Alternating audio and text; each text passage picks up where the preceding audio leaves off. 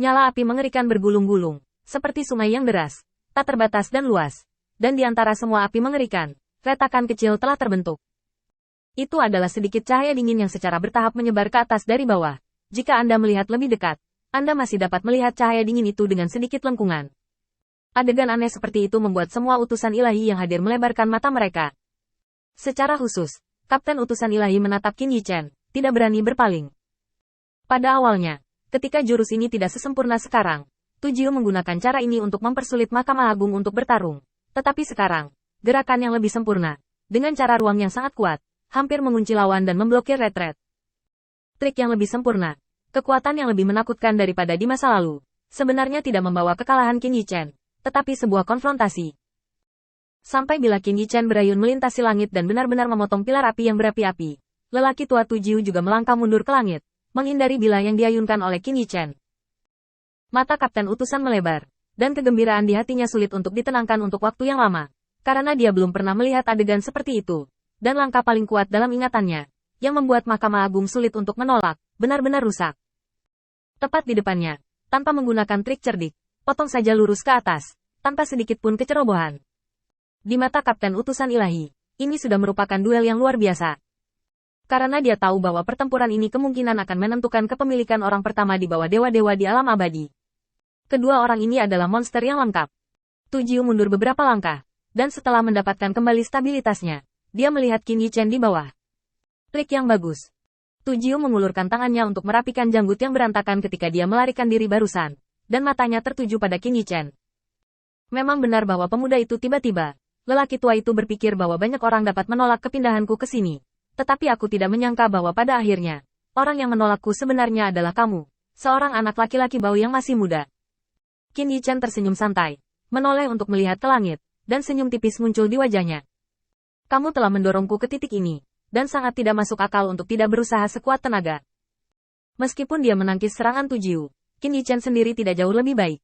Dia menghabiskan hampir setengah dari energi spiritualnya, dan auranya tidak teratur, jadi dia perlu sedikit waktu untuk menyesuaikan diri.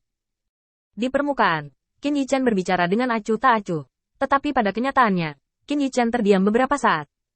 Mengapa Tu Jiu begitu kuat? Langkah ini saja tidak hanya memaksa kartu trufnya keluar, tetapi juga menghabiskan sebagian besar auranya. Tidak banyak orang di alam abadi yang diperlakukan seperti ini, dan tidak mungkin bahkan seseorang dengan status kapten penjaga setting. Mereka tidak memiliki modal seperti itu. Qin Yichen melihat pemandangan di depannya dengan ringan, mengambil napas dalam-dalam, menarik kembali pisau panjang di tangannya, dan berubah menjadi tatapan acuh tak acuh sebelumnya. Pak, kenapa kita tidak istirahat dulu? Tekanan bertarung denganmu terlalu banyak. Tu Jiu sedikit mengernyit. Dia telah datang dengan hampir langkah terkuat, tetapi belum mencapai efek yang diinginkan, dan dia telah jatuh ke dalam kerugian. Anda perlu tahu bahwa Anda tidak menguasai aturan dunia, tetapi mengandalkan kendali Anda sendiri atas jalan ruang angkasa untuk secara paksa membalikkan jalan surga dan bumi di samping Anda. Ketika menghadapi seseorang seperti Qin Yichen yang telah menguasai aturan dunia, lelaki tua itu perlu mempertahankan pengeluaran daya yang begitu besar setiap saat, tidak banyak yang bisa dia lakukan. Serangan tentatif ini sudah menjadi salah satu dari sedikit metode ofensifnya, dan langkah selanjutnya adalah waktu pemulihan yang lama. Dengan premis bahwa tidak ada perubahan di sekelilingnya, kehilangan kekuatannya tidak rendah. Dalam keadaan seperti itu, dia ingin memulihkan kekuatannya sendiri dan mengumpulkan cukup banyak untuk mencapai titik di mana dia bisa menembak lagi. Dalam prosesnya, yang bisa dia lakukan hanyalah bertahan. Dan Qin Yichen menghentikan serangannya saat ini dan memandangnya ringan dengan senyum di wajahnya. Kedua belah pihak sama sekali tidak seperti konfrontasi hidup dan mati, melainkan seperti teman lama yang tidak bertemu selama bertahun-tahun, dan suasana persahabatan tidak pernah terputus. Tu Jiu ragu-ragu sejenak, tetapi masih berkata, kamu harus memanfaatkan waktu untuk menyerang sekarang. Qin Yichen memandang Tu Jiu dengan ringan dan menggelengkan kepalanya. Apa yang kamu pikirkan? Kekuatan gerakan barusan tidak kecil. Bahkan jika aku menolaknya dengan seluruh kekuatanku, itu tidak membuktikan bahwa aku tidak perlu istirahat. Mundur 10.000 langkah. Untuk senior sepertimu, yang terpenting bukanlah kemampuan menangkap peluang, tapi kemampuan membedakan apakah ini jebakan atau bukan. Jika ini jebakan, dan saya membuat kesalahan dalam langkah ini dan langkah demi langkah, saya tidak akan pernah berbalik. Penjelasan Qin Yichen tampaknya masuk akal, tetapi pada kenyataannya, siapapun yang memiliki kebijaksanaan dapat melihat bahwa Qin Yichen membuat alasan untuk Tu Jiu. Meskipun saya tidak tahu apa tujuan Qin Yichen untuk pilihan ini, orang-orang yang hadir masih mempertahankan sikap menunggu dan melihat. Lagi pula, bagi mereka, dampak dari insiden ini tidak terlalu besar. Apakah Qin Yichen menang atau kalah, itu tidak mempengaruhi tindakan mereka. Selain itu, bahkan jika metode Qin Yichen kotor dan dia merencanakan beberapa langkah berbahaya, selama dia bisa menang, maka tidak ada masalah dengan semua ini.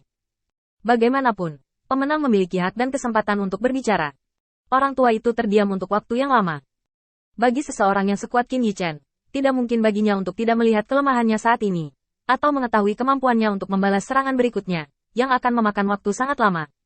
Waktu. Dia tahu semua ini dengan sangat baik, dan bahkan lebih berspekulasi tentang niat Qin Yichen untuk tidak menyerang. Jika itu masalahnya, maka kamu mungkin juga mencoba. Performa lelaki tua itu sangat murah hati sekarang, setidaknya untuknya, karena dia tidak punya pilihan lain sekarang. Lebih baik menguji kekuatan Qin Yichen. Sejak Qin Yichen tidak menyerang, lelaki tua itu tiba-tiba menyadari satu hal. Selain memilih Sun Ning, dia tampaknya memiliki pilihan lain. Karena keberadaan Qin Yichen, bahkan jika kekuatan Sun Jiufeng sekarang lebih rendah, dan serangannya tidak kejam, itu tidak masalah. Dengan bantuan Qin Yichen, Sun Jiufeng akan segera dapat tumbuh, dan, sama sekali berbeda dari Sun Ning, yang cenderung menjadi hegemon. Apa yang dapat dilakukan Qin Yichen sekarang adalah bahwa pertumbuhan Sun Jiufeng kemungkinan akan membawa keluarga Sun ke tempat yang sangat bagus, tinggi. Itu bukan karena kekuatan Sun Jiufeng, tetapi karena dia naik kereta Qin Yichen. Dari informasi yang dia pelajari tentang Qin Yichen, niat Qin Yichen untuk berkembang sudah sangat jelas sehingga orang dapat melihat tujuan Qin Yichen secara sekilas. Adapun apa yang benar-benar dapat dilakukan Qin Yichen, itu semua tergantung pada bakatnya.